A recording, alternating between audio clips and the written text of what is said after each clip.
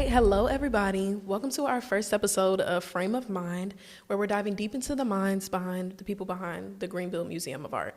I'm your host, Mesa Jones, and today I'm joined by Trista Reis Porter, Executive Director here at Greenville Museum of Art. Hi Trista, how are you? I'm good. Thank you so much for being here. Yeah. Right, of course, I wanted to. I love it here.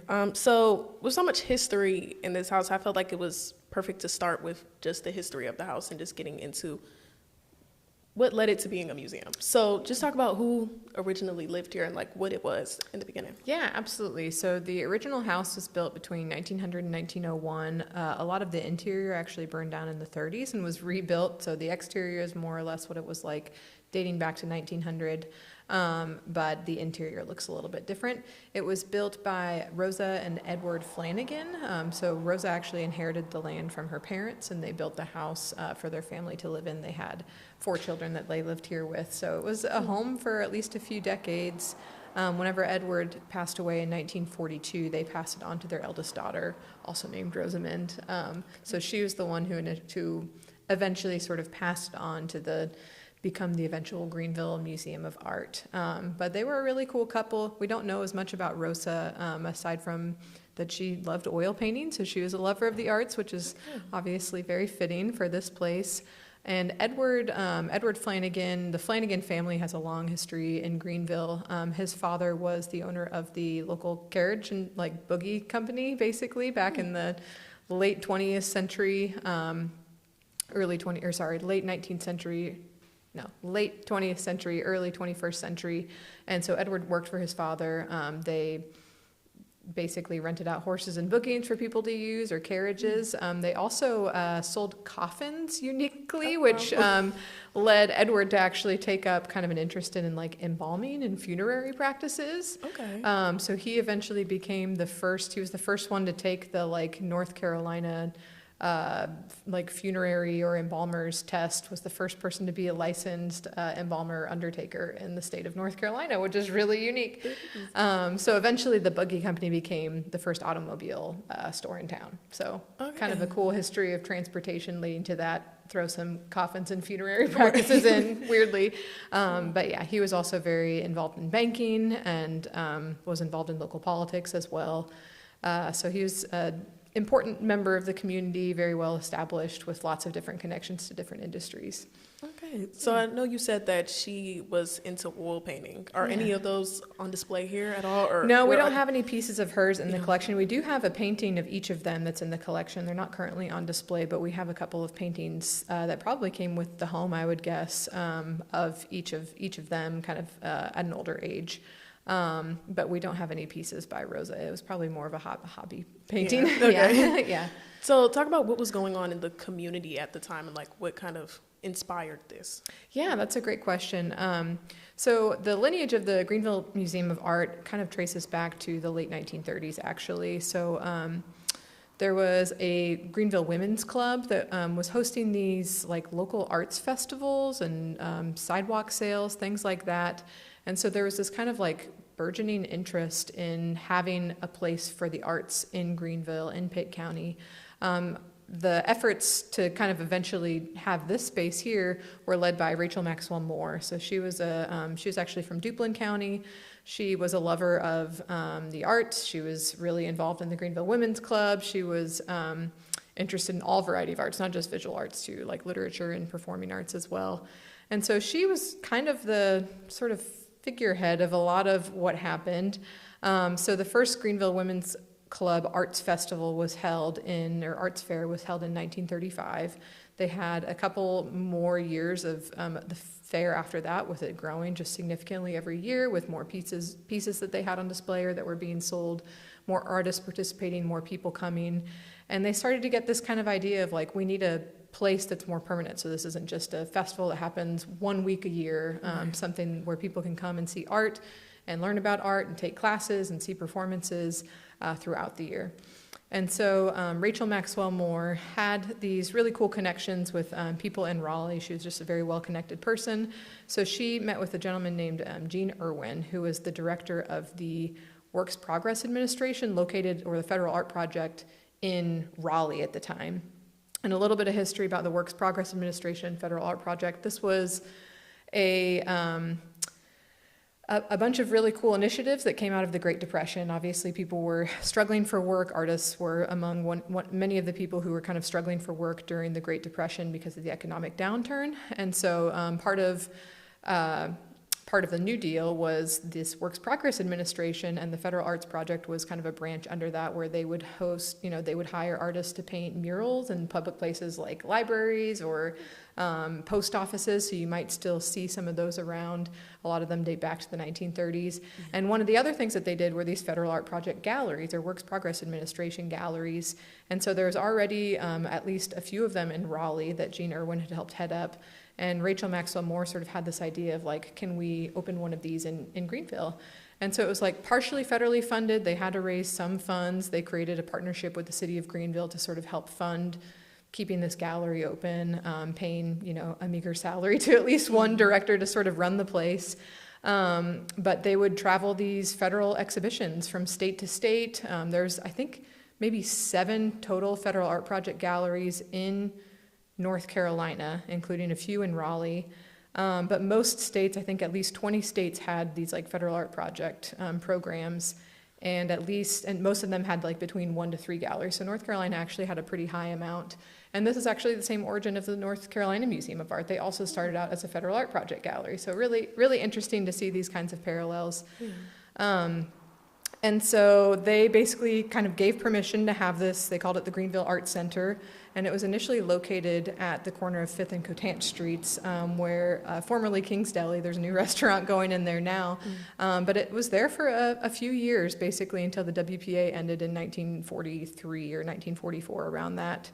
And they moved over to at that time, they moved over to the Sheffield, the library, basically, so just a couple blocks away, and they were able to use space in the basement for exhibiting and having classes.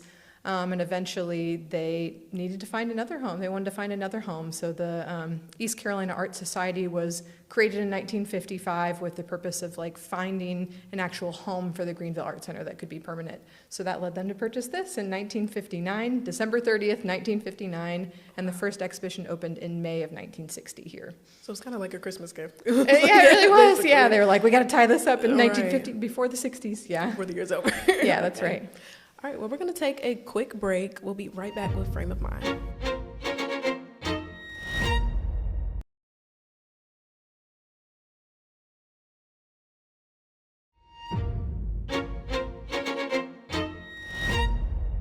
All right, we are back with Frame of Mind. We're still here with Trista Reis Porter, Executive Director at Greenville Museum of Art. So I wanted to talk about how the things going on in the community affected the architecture of the home and the details in it, because it's very detailed. It's very like even just the steps and just everything. So how did that affect it at all? Yeah, absolutely. Arts and architecture go hand in hand. So I think it really makes sense that the art museum in town ended up in like a beautiful historic building. Actually, this street, Evans Street, was lined with houses like this for like many, many years. I don't know when the last one came down.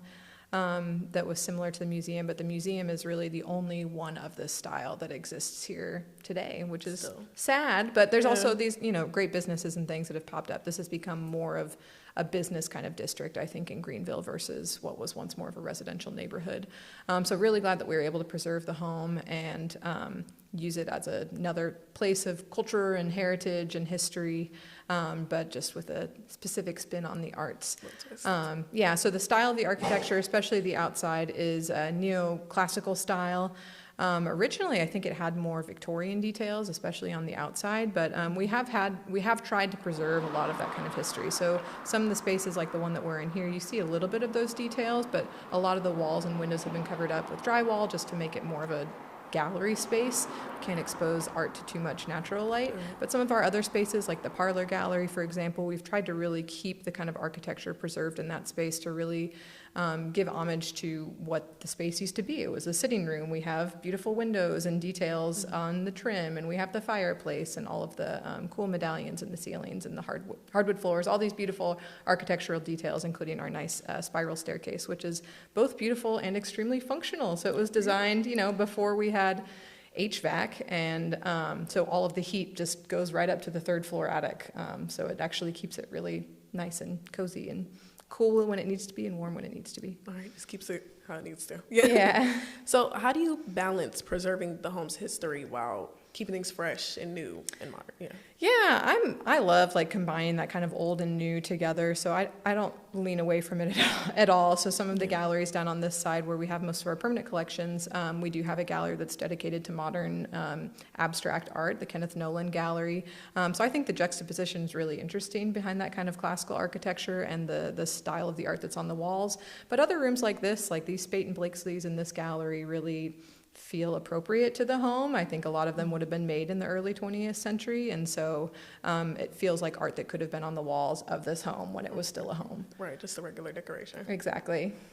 Okay, well, we're going to take one more quick break. We'll be right back with Frame of Mind.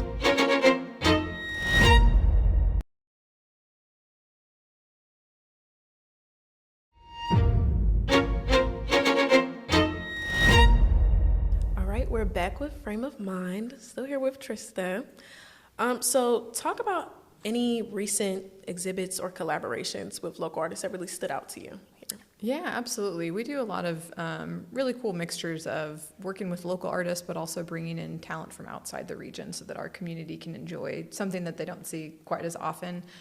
So our current exhibition is really awesome. It's called Archiving Place. So it has over 20 artists who are a part of the Southeast Fiber Arts Educators Association. And so they're all textile or fiber arts based artists who are also teaching at various like universities and colleges in the Southeast region of the United States, not just North Carolina. But a couple of them are local here to Greenville or even local to Eastern North Carolina.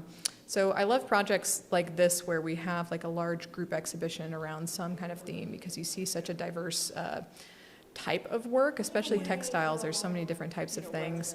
A lot of our collections on this side of the museum, we focus, our collection has been kind of historically more focused on North Carolina artists, so we've been working to kind of expand it a little bit more on the Southeast region. So again, we can be bringing in some cool art that's outside of North Carolina, although there's a lot in the state too.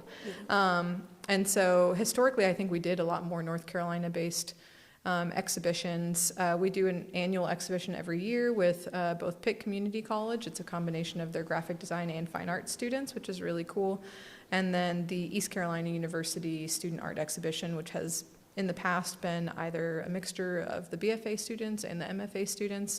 Recently, we've been focusing on more of the MFA students to give them a really cool space to show their work from their 3 years of MFA studies. So those are some of the ways that we partner with students in particular. Those are a little bit shorter exhibitions, but we do them every single year. So there's this kind of anticipation and expectation of those every year to see, you know, what the schools are putting out. Yeah. Okay, so with that, kind of changing gears, going back towards the history, and what does it mean to receive an AAM accreditation or like a reaccreditation? Because I know that's something that the museum has had. Yeah, that's a great question. Yeah, so the American Alliance of Museums, it used to be called the American Association of Museums. I don't know when they changed the name, but the AAM accreditation is something of over, you know, between 8,000 to 10,000 museums in the country. Only, you know, around 1,000 of them actually have that AAM accreditation status. So whenever we first did it in 1986, it's a much kind of larger process of like, there's certain standards that you have to abide by for your collection practices, for your facility management, for your educational programs, for kind of organizational stability and board involvement. So there's a lot of these sort of like categories or parameters that we have to sort of make sure we're hitting various standards. So the first process, the original accreditation, was a little bit more intense, and then you basically get reaccredited every 10 years after that. So we did our last one in 2022, so that's the only one that I've been here for, and it's, you know, very intimidating, but ends up being a really positive process because you really have to dig into all of the kind of procedures and history and information about the museum. So for me, as kind of a new director here, it was a really positive process to just like really understand, you know, what are our goals as a museum? We ended up changing up our mission statement and our vision statement and created a strategic plan for what our organizational goals would be for the next 5 years, with a really strong focus on exhibitions and collections being more diverse and representative of our community, having more educational programs, and really strengthening our organizational stability so that we know and feel secure about like having this museum for many years to come. Not that there's been a large fear of that not happening, but it's gives us this kind of space to really think about like what that requires. Okay. Yeah. So can you talk more about those long-term goals that would really measure success for y'all? Yeah, absolutely. I mean, as a museum, like we are an institution that serves its public. Like we have free admission. We have a variety of different types of events and programs that we do. Some of them are actually spread throughout our community in terms of our educational programs. And some of them are held on site, but we try and offer a wide range of things to be reaching all different audiences within our community and to be attracting people to our community too. So some of the exhibitions that we host, for example, one of our goals is to become more of a tourist attraction to help sort of support the tourist economy here in Greenville, which supports, hotels, it supports local businesses and restaurants. And so we want to be putting on exhibitions that are really garnering attention and bringing people to Greenville. So that's one of the goals. Expanding our educational programs. I mean, there's always been a history of education at the Greenville Museum of Art, even back to its earliest predecessor in the 1930s. But just like really honing in on what that looks like for us, whether it's programs on site that are teaching people about the collection or about different art practices, or offering arts outreach programs in our community. Okay, so it's about like attendance in events. Yep, trying to get more people involved, trying to make sure that people know that we are a resource for them and that we are a place where they can come and learn, they can come and feel inspired, they can engage with art, they can meet other people who love the arts, like just really trying to make this a space for everybody in our community. Okay, that's beautiful. Yeah. All right, we're going to take one more quick break and we'll be right back with Frame of Mind.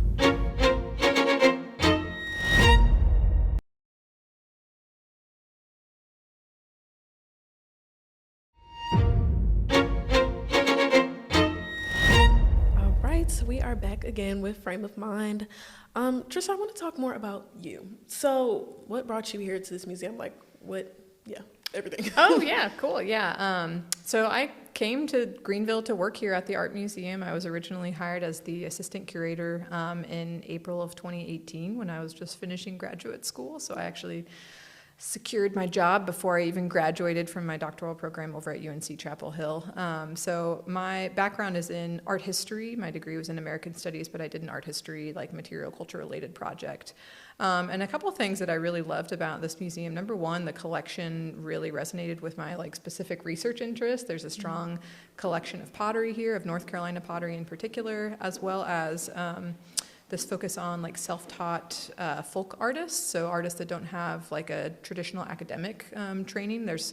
We have a really strong collection of works by self-taught artists. So those were some things that really appealed to me in terms of research interests and really helped me dive in and really feel like I knew and understood the collection here and was able to really present this unique perspective about what the collection of the Greenville Museum of Art is and why it's unique from other museums in our region. And so I was in that position for a little over a year. The director that hired me ended up leaving in the spring of 2019, so I became the executive director in summer to fall of 2019, and I've been here ever since. So is that a rare thing for to get an art executive director position not too soon, not too long after college? It was very early and very young. I don't think that that's very common. But we are a smaller institution, and so I think it really makes sense. And we've seen this in some of our other, whenever staff have left or whenever we've created new positions, really trying to take from the team. A place like this is like a larger museum. You're really siloed into if you are the curator, you are not really interacting with anybody outside of collections and exhibitions too much. As the director of this place, I get to wear tons of different hats. I still get to be involved with curating. We never hired another curator after I took over, so I'm still curating the exhibitions and doing a lot of collections work. But I'm also overseeing facilities and managing the board and helping with fundraising and development. So there's that is kind of a unique thing to be able to do, because most people will go to school and be like, I'm going to be a curator, I'm going to be in education, or I'm going to be in development. There's very specific things that they kind of have in mind when doing that. And so to be kind of versed enough in all these different areas, just because we are a small museum, even though I was hired as the curator, I was still involved in the events and education. So I felt confident about being able to kind of take on those other responsibilities as well, because I knew this place so well. So that's kind of the unique quality of being at a smaller art museum or a regional art museum versus a larger art museum. But I wouldn't say it's terribly common. Okay. Yeah. So with that, how present is your vision in here? When people walk around, do they see, okay, yeah, this is something that, Yeah, without sounding too big-headed about it. I feel like it really is. I mean, even during the pandemic, whenever we were closed to the public, we used that opportunity to repaint all of the permanent collection galleries down here. So a lot of the facility changes in the building itself have been the things that you can visibly see, like, you know, new paint on the walls, new types of exhibitions, new vinyl on the walls for the text. A lot of that has been under the time that I've been here. Some of our larger facility projects on like our far side of the museum, where we have our main temporary exhibition galleries, we got new lighting, we did, you know, a new painting on that side of the museum. Like, there's these kinds of things that, you know, a lot of people don't necessarily go to museums and notice the lighting. That's something that museum professionals do. But I think it's pretty present there. But also all of the other team members who have come through as well. You know, I have a really amazing team of 3 other full-timers who, because again, we are a small place, everyone gets to really have an opportunity to kind of have their vision here as well. So I really cherish that. Good. Well, to wrap, let's talk about what your favorite part about working here is. What really just makes you feel like, okay, I want to get up and go to work. Like, I love it here. Yeah, absolutely. I mean, the people I work with are incredible. I love being able to do so many different things, but really the community here has, like, working at this museum had, like, really launched me into the community in a way that I wasn't really experiencing in graduate school, when you're so just, like, you know, kind of in your world and writing and researching really by yourself at the library. So I love that it really introduced me to the community here, and that I have met so many people that I feel like I know very well now just because of, you know, the opportunity to work here. So I love that it's become such an integral part of the community as well, not just the arts community, but really like the business community as well. Like, I'm not just meeting other people in the arts community, but I'm engaging with people from across Pitt County. Okay, that's beautiful. So, well, thank you so much, Trista. Thank for you speaking with me today on Frame of Mind. And thank you guys for watching as well.